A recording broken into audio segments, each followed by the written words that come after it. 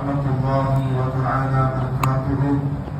அன்பிற்குரிய அல்லாஹ்வின் நல்லடியார்களே, கிறிஸ்துவின் சகோதரர்களே, தாய்மார்களே, அல்லாஹ்வுடைய மாபெரும் கிருபை, அல்லாஹ் நம் மீது செய்த உபகாரம், ரமலானினுடைய முதல் 10 நிறைவு செய்துவிட்டு இரண்டாவது 10க்கு தயாரான நிலையிலே அமர்ந்திருக்கிறோம். அல்ஹம்துலில்லாஹ். அல்லாஹ் நமது முதல் 10 நாளில் வைத்த நோன்புகளை, செய்த இபாதத்துகளை கபூல் செய்து அவனுடைய ரஹ்மத்தை பெற்ற நன்மக்களுடைய கூட்டத்திலே அல்லாஹ் நம்மை சேர்த்து வைப்பானாக. மீதம் இருக்கின்ற நாட்களிலே நோன்புகளை நோற்று பொழியாக இபாதத்துகள் செய்து அவனுக்கு பிடித்தமான நல் அமல்கள் செய்கிற நசீபை அல்லாஹ் நமக்கும் உலகம் முப்பீர்கள் அத்தனை பேருக்கும் அல்லாஹ் நசீபாக்கி தருவானாக. அருமையான முப்பீன்களே, இரண்டாவது 10 நமக்கு தெரியும், மக்ஃபிரத்துடைய 10. பாவங்கள் மன்னிக்கப்படுவதற்காக அல்லாஹ்விடத்தில் அதிகமாக துஆ கேட்கிறோம். அதனாலதான் ஸல்லல்லாஹு அலைஹி வஸல்லம் சொல்வாங்க, அல்லாஹும்ம மக்ஃபிர் லனா ذுனூபனா خطايانا குல்லஹா யா ரப்பல் ஆலமீன். அல்லாஹும்ம மக்ஃபிர் லனா, இறைவா எங்களுடைய பாவங்களை மன்னிப்பாயாக. அல்லாஹும்ம மக்ஃபிர் லனா ذுனூபனா வ خطايانا, எங்களுடைய தவறுகளை மன்னிப்பாயாக என்று நபிகள் நாயகம் ஸல்லல்லாஹு அலைஹி வஸல்லம் அவர்கள் ஒவ்வொரு தொழுகைக்கு பின்னாலும் கேட்டிருக்கிறார்கள். குறிப்பாக இந்த 10 நாளில் அதிகமாக கேட்க சொல்லியிருக்கிறார்கள்.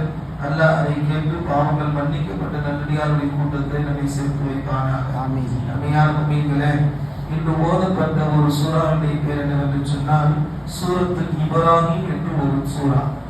இப்ராஹிம் அலைஹிஸ்ஸலாம், நேற்று நாம் சொன்ன யூசுப் அலைஹிஸ்ஸலாம் அவர்களுடைய தந்தை யாக்கூப் அலைஹிஸ்ஸலாம், யாக்கூப் அலைஹிஸ்ஸலாம் அவருடைய தந்தை இப்ராஹிம் அலைஹிஸ்ஸலாம் என்று நாம் சொன்னோம். உலகத்தில் முதல் மனிதரான ஆதம் அலைஹிஸ்ஸலாம் அவர்களுக்கு அடுத்து நூஹ் அலைஹிஸ்ஸலாம் அவர்கள் பிரபலியமான நபி. நூஹ் அலைஹிஸ்ஸலாம் அவர்களுக்கு அடுத்து இந்த உலகத்தில் பிரபலமான ஒரு நபி யார் என்று சொன்னால் இப்ராஹிம் அலைஹிஸ்ஸலாம். இப்ராஹிம் அலைஹிஸ்ஸலாம் அவர்கள் மூலமாக அல்லாஹ் இந்த உலகத்தில் நிறைய செய்திகளை நமக்கு சொல்லித் தருகிறான். அப்படி இப்ராஹிம் அலைஹிஸ்ஸலாம் அவங்களை பத்தி பேசுவதற்குனே அல்லாஹ் குர்ஆன்ல தனியா ஒரு சூறாவை சூரத்து இப்ராஹிம் என்று இறக்கி தந்திருக்கிறான். இந்த சூரா குர்ஆன்ல 14வது சூறாவாக எண்ணிக்கையில பதிவு செய்யப்பட்டிருக்கிறது. நபி ஸல்லல்லாஹு அலைஹி வஸல்லம் மக்காவில் இருக்கிற சமயத்தில் இறங்கியதினால் இந்த சூறாவுக்கு மக்கி சூரா என்று சொல்லப்படும். ஏறத்தாழ 52 ஆயத்துகளை கொண்டது இந்த இப்ராஹிம் என்ற சூரா. இப்ராஹிம் அலைஹிஸ்ஸலாம் அவர்களை பற்றி அல்லாஹ் தஆலா 35வது ஆயத்திலே அல்லாஹ் இந்த இப்ராஹிம் அலைஹிஸ்ஸலாமுடைய சூழலை பற்றி பேசுவதனால் இந்த சூறாவுக்கு இப்ராஹிம் என்று பெயர் வந்திருக்கிறது. வேறு சில விஷயங்களை பற்றி அல்லாஹ் இந்த சூறாவில் சொல்லுகிறான். இப்ராஹிம் அலைஹிஸ்ஸலாம் அவங்க மிகப்பெரிய இறை தூதர். ஸல்லல்லாஹு அலைஹி வஸல்லம் அவங்க எல்லா நேரத்திலையும் சொல்லுவாங்க, இந்த மார்க்கம் யாருடைய அடிப்படையில் வந்தது என்று சொன்னால் நம்முடைய தந்தை இப்ராஹிம் அலைஹிஸ்ஸலாம் அவருடைய அடிப்படையில் அல்லாஹ் இந்த மார்க்கத்தை தந்திருக்கிறான். மில்லத்தை ஹனீஃபா என்று சொல்வாங்க. இப்ராஹிம் அலைஹிஸ்ஸலாம் அவங்க செஞ்ச நிறைய சுன்னத்தான நடைமுறைகளை தான் அல்லாஹ் நபிகள் நாயகம் ஸல்லல்லாஹு அலைஹி வஸல்லம் அவர்களுக்கு மார்க்கமாக ஷரியத்தாக தந்திருக்கிறான். அதனால மிகப்பெரிய இறை தூதர் இப்ராஹிம் அலைஹிஸ்ஸலாம் அவங்க. எந்த அளவுக்கு சொன்னா இறை நம்பிக்கையாளர்களின் தந்தை என்று இப்ராஹிம் அலைஹிஸ்ஸலாம் அவங்க சொல்லுவாங்க. இறை நம்பிக்கையாளர்களுக்கெல்லாம் தந்தை யார் என்று சொன்னால் இப்ராஹிம் அலைஹிஸ்ஸலாம் அவங்க தான். இப்ராஹிம் அலைஹிஸ்ஸலாம் அவங்க அன்னைக்கு சுல்தானிய நாடாக இருந்த ஈராக் என்ற நாட்டுல உர் என்ற ஒரு ஊர்ல கிமு 2160ல பிறக்கிறாங்க. அவங்களுடைய தந்தை பேர் ஆசர் என்று சொல்வார்கள். தாரா என்பதாகவும் சொல்லப்படும். இந்த இப்ராஹிம் என்ற இந்த பேர் ஹிப்ரு மொழியில சொல்லப்படுகிற வார்த்தை. இது அரபி மொழியினுடைய வார்த்தை இல்லை. ஹிப்ரு மொழியில இப்ராஹிம் என்று சொல்வார். அந்த இப்ராஹிம் அலைஹிஸ்ஸலாம் அவங்கள எல்லா சமயத்தை சார்ந்தவர்களும் ஏற்றுக்கொள்வாங்க. கிறிஸ்தவர்களும் ஏற்றுக்கொள்வாங்க. அதே மாதிரி யூதர்களும் ஏற்றுக்கொள்வார்கள். அதே மாதிரி முஸ்லிம்கள் ஆகிய சரதாரி உம்மத்துகளும் ஏற்றுக்கொள்வார்கள். ஆக மும்மதமும் சம்பந்தப்பட்ட மூத்த ஒரு இறை தூதராக இப்ராஹிம் அலைஹிஸ்ஸலாம் இருந்தாங்க. இவங்களுடைய மூத்த மகன் தான் இஸ்மாயில் அலைஹிஸ்ஸலாம். இவங்க ஹாஜரா அம்மா மூலமாக பிறந்தாங்க. இவங்களுடைய இரண்டாவது மகன் தான் இஸ்ஹாக் அலைஹிஸ்ஸலாம். அவங்க சாரா அம்மா மூலமாக பிறந்தார்கள் என்ற வரலாற்றை எல்லாம் அல்லாஹ் தஆலா இங்கே சொல்லிக் கொண்டே வருகிறார். கிமு 1985 175 வயசுல தான் இப்ராஹிம் அலைஹிஸ்ஸலாம் மௌத்தாகிறார். 175 வயசு வரைக்கும் வாழ்ந்தாங்க. 90 வயசுக்கு மேலதான் அவங்களுக்கு முதல் பிள்ளை இஸ்மாயில் அலைஹிஸ்ஸலாம் அவங்க பிறக்கிறாங்க. 95 வயசுல தான் இரண்டாவது மகனான இஸ்ஹாக் அலைஹிஸ்ஸலாம் அவங்க அல்லாஹ் பிறக்க வைக்கிறான். இப்படி பெற்ற இப்ராஹிம் அலைஹிஸ்ஸலாம் அவங்க அல்லாஹ்வுடைய நேசத்தை பெற்ற கலீல் என்ற ஒரு பட்டத்துக்கு சொந்தக்காரங்க. கலீலுல்லாஹ்னு ஒரு பேர் இருக்கு இப்ராஹிம் அலைஹிஸ்ஸலாம் அவங்களுக்கு. நமது நாயகம் ஸல்லல்லாஹு அலைஹி வஸல்லம் அவங்களுக்கு ஹபீபுல்லாஹ்னு பேரு, இப்ராஹிம் அலைஹிஸ்ஸலாம் அவங்களுக்கு கலீலுல்லாஹ்னு பேரு. இந்த கலீலுக்கும் ஹபீபுக்கும் என்ன வித்தியாசம் அப்படின்னா, கலீல் அப்படின்னு சொன்னா அல்லாஹ் எதை செய்ய சொன்னாலும் அதை அப்படியே செஞ்சதுனால அல்லாஹ்வுடைய நேசர் என்ற பெயரை அல்லாஹ் இப்ராஹிம் அலைஹிஸ்ஸலாம் அவங்களுக்கு தந்தான். அல்லாஹ் என்ன செய்ய சொன்னா, தன்னுடைய மகன் இஸ்மாயில் அலைஹிஸ்ஸலாம் அவங்களை அறுக்க சொன்னா, தன்னுடைய மனைவி மகன் 2 பேரையும் அந்த மக்காவுல போய் விட சொன்னா. இதெல்லாம் செஞ்சதுனால அவங்களுக்கு பெயர் அல்லாஹ் சொன்னதை அல்லாஹ் நினைத்ததை செஞ்சதுனால அவங்களுக்கு பேர் கலீலுல்லாஹ், அல்லாஹ்வுடைய நேசர் என்று பெயர் வந்துச்சு. ஆனா நமது நாயகம் ஸல்லல்லாஹு அலைஹி வஸல்லம் அவங்களுக்கு ஹபீபுல்லாஹ்.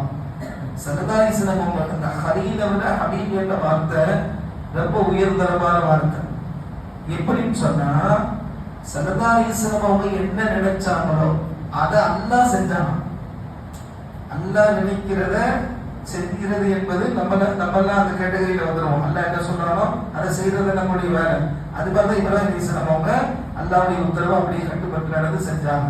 ஆனா நம்ம நினைக்கிறத அல்லாஹ்வே நடத்தி தந்தாலும் அது எவ்வளவு பெரிய வாக்கியம். அந்த வாக்கியத்துக்கு சொந்தக்காரங்க யாருன்னா நமது நாயகம் ஸல்லல்லாஹு அலைஹி வஸல்லம். அவங்களுக்கு என்ன ஆசை, ஸல்லல்லாஹு அலைஹி வஸல்லம் அவங்களுக்கு மதீனாவுக்கு வந்ததுக்கு அப்புறம் கஅபத்துல்லாஹ்வை பார்த்து கிப்லாவா தொழுகணும்னு ஆசை. ஆனா அல்லாஹ் வந்து என்ன உத்தரவு போட்டான், பைத்துல் முகத்தஸை பார்த்து தான் தொழுகணும்னு சொல்லிட்டான். ஆனாலும் ஸல்லல்லாஹு அலைஹி வஸல்லம் உள்ளமெல்லாம் காபாவை பார்த்து தொழுகணும், காபாவை பார்த்து தொழுகணும்னு ஆசை. அல்லாஹ் கிப்லாவை ஆக்கிட மாட்டானா, கிப்லாவை மாத்திட மாட்டானா ஏக்கத்தோடையே சில மாதங்கள் தொழுது கொண்டு இருக்கிறார்கள். அப்பொழுது அல்லாஹ்வுடைய உத்தரவு வருகிறது. ரஜபு மாதம் அல்லாஹ்வுடைய உத்தரவு வருது, நபியே நாயகமே நீங்க தொழுகையில நபர் தொழுக 2 ரக்காய் தொழுதுட்டாரு, 3வது ரக்காய்ல அல்லாஹ் சொல்றான், உங்களுடைய முகத்தை அப்படியே பைத்துல் முகத்தஸ்ல இருந்து கஅபத்துல்லாஹ் பார்த்து கிப்லாவாக மாத்தி தொழுங்க. உங்களுக்கு இந்த நாளிலிருந்து இனிமேலுக்கு கிப்லா பைத்துல் முகத்தஸ் அல்ல, கஅபத்துல்லாஹ். அல்லாஹ் நபியினுடைய விருப்பத்தை சட்டமாக ஆக்கினார். எனவே அவர்களுக்கு ஹபீபுல்லாஹ் என்ற அல்லாஹ்வுடைய பிரியர், அல்லாஹ்வுடைய நேசத்திற்குரியவர் என்ற பெயரை அல்லாஹ் தந்தார் என்பதாக விளக்கம் சொல்லப்படுகிறது. ஆக இப்ராஹிம் அலைஹிஸ்ஸலாம் அவர்களை பற்றி ஸல்லல்லாஹு அலைஹி வஸல்லம் நிறைய பேசுவாங்க. குர்பானியை சொல்றப்ப சொல்லுவாங்க, குர்பானி இப்ராஹிம் அலைஹிஸ்ஸலாம் அவருடைய வழித்தோன்றல்ல வந்தது, அவங்க தான் ஆரம்பிச்சாங்கன்னு சொல்லுவாங்க. முடி மீசையை கத்தரிக்கிறது சொல்றப்ப சொல்லுவாங்க, இது என்னுடைய தந்தை இப்ராஹிம் நபியுடைய சுன்னத்துன்னு சொல்லுவாங்க. அதே மாதிரி நகம் பெற்றது இப்ராஹிமுடைய சுன்னத்துன்னு சொல்லுவாங்க. ஃபத்னா செய்யறது இப்ராஹிமுடைய சுன்னத்துன்னு சொல்லுவாங்க. அக்குல் முடியை எடுக்கிறது இப்ராஹிமுடைய சுன்னத்துன்னு சொல்லுவாங்க. விருந்தாளிகளை உபசரிக்கிறது இப்ராஹிம் அலைஹிஸ்ஸலாம் சுன்னத்து. இப்படி நிறைய சுன்னத்துகளை முதல்ல செஞ்சவங்க இப்ராஹிம் அலைஹிஸ்ஸலாம். இப்ராஹிம் அலைஹிஸ்ஸலாம் அவங்களை பற்றி அல்லாஹ் சொல்கிற போது, இப்ராஹிம் அலைஹிஸ்ஸலாம் அவங்களை அல்லாஹ் காபாவை கட்டுவதற்காக அங்க போய் விட்டான். காபாவை இப்ராஹிம் அலைஹிஸ்ஸலாம் அவங்களும் அவங்களுடைய மகன் இஸ்மாயில் அலைஹிஸ்ஸலாம் அவங்களும் தான் சேர்ந்து கட்டினாங்க. கட்டி முடிச்சுட்டு துவா செஞ்சாங்க. என்ன துவா? இந்த சூராவில் அல்லாஹ் சொல்றான், வயிது கால இப்ராஹிம், இப்ராஹிம் நபி அந்த நேரத்தில் அல்லாஹ்ட்ட துவா கேட்டாங்க, ரப்பி ஜஅல் ஹாதல் பலத ஆமினா, இந்த மக்கா என்ற இந்த ஊரை பாதுகாப்பு நகரமாக நீ ஆக்கணும் அப்படின்னு துவா கேட்டாங்க. இன்னைக்கு மக்காவுல ஹரம்னு ஒரு எல்லை இருக்கு. ஜித்தாவில் நம்ம போய் மக்கா உம்ராவுக்கு ஹஜ்ஜுக்கு போய் இறங்குறப்ப ஜித்தாவில் இறங்குவோம். அங்க இறங்கி மக்காவுக்கு அங்க வேன்லயோ பஸ்லயோ கார்லயோ போனா ஒரு கேட் வரும். அந்த கேட்டுக்கு உள்ள போயிட்டா ஹரம் எல்லை. அந்த ஹரம் எல்லைக்குள்ள போயிட்டா யாரும் யாரையும் எதுவுமே செய்யக்கூடாது, யாரும் யாரையும் அடிக்கக்கூடாது, போர் செய்யக்கூடாது, அதே மாதிரி கொல்லக்கூடாது. இப்படி பாதுகாப்பான எல்லை அந்த ஹரம் எல்லை. அந்த கஅபத்துல்லாஹ் இருக்கக்கூடிய அந்த காபாவை சுற்றி சில கிலோமீட்டர்கள் ஹரம் எல்லை என்று சொல்வார்கள். ஸல்லல்லாஹு அலைஹி வஸல்லம் அந்த ஹரம் எல்லை அது எப்படிப்பட்ட ஊரு? பாதுகாப்பு அளிக்கக்கூடிய ஊரு. அந்த ஊர்ல யாராவது இருக்கிறப்ப அவங்களும் ஒன்றும் செய்யக்கூடாது என்று இப்ராஹிம் அலைஹிஸ்ஸலாம் அவங்க துவா கேட்டதுனால இன்ன வரைக்கும் அல்ல கியாமத் வரைக்கும் அந்த ஊர் அல்ல என்ன வச்சிருக்கிறான், பாதுகாப்பான ஊரா வச்சிருக்கிறான். அடுத்து துவா கேட்டாங்க, வஜ்னுப்னி வபனிய அன் நஅபுதல் அஸ்னாம, என்னையும் என்னுடைய சந்ததிகளையும் சிலை வணக்கத்திலிருந்து நீ பாதுகாப்பாயாக அப்படின்னு துவா கேட்டாங்க. ஒருபோதும் என்னுடைய சந்ததிகள் சிலை வணக்கத்தின் பக்கம் போயிடக்கூடாது, உன்னதான் வணங்கணும் அப்படின்னு சொல்லி துவா கேட்டாங்க. ரப்பி இன்னஹுன்ன அஃதல்ன கதீர மினன் நாஸ், நிறைய மக்கள் வழிகேட்டுல இருக்கிறாங்க. நிறைய மக்கள் சிலை வணங்குறது, நெருப்பு வணங்குறது, இது மாதிரி நிறைய மக்கள் வழிகேட்டுல இருக்கிறாங்க. ஃபமன் தபிஅனி, ஆனா வழிகேட்டுல இருக்கக்கூடிய மக்களாக இருந்தாலும் அவங்க திருந்தி என்னை பின்பற்றி விட்டால், அவர்கள் என்னை பின்பற்றினா வெற்றி பெற்று விடுவாங்க. மகன் அஸ்வானி, நான் எனக்கு அவர்கள் மாறு செய்து விட்டால் ரஹீம், அந்த மாறு செஞ்சவரை நீ தான் மன்னிக்கணும்னா, நீ மன்னிக்க கூடியவன் என்று இப்ராஹிம் அலைஹிஸ்ஸலாம் சொல்றான். இப்ராஹிம் அலைஹிஸ்ஸலாம் எவ்வளவு அழகா துஆ கேட்கிறாங்கன்னா, யா அல்லாஹ், நான் உன்னை வணங்குறேன், என்னுடைய பிள்ளைகள் வம்சத்தினர்கள் உன்னைத்தான் வணங்குறாங்க, யாரும் மாறி போயிடக்கூடாது, நிறைய மக்கள் வழிகேட்டுல இருக்கிறாங்க, அவங்க எல்லாம் என்ன பின்பற்றி நல்ல வழிக்கு வரணும்.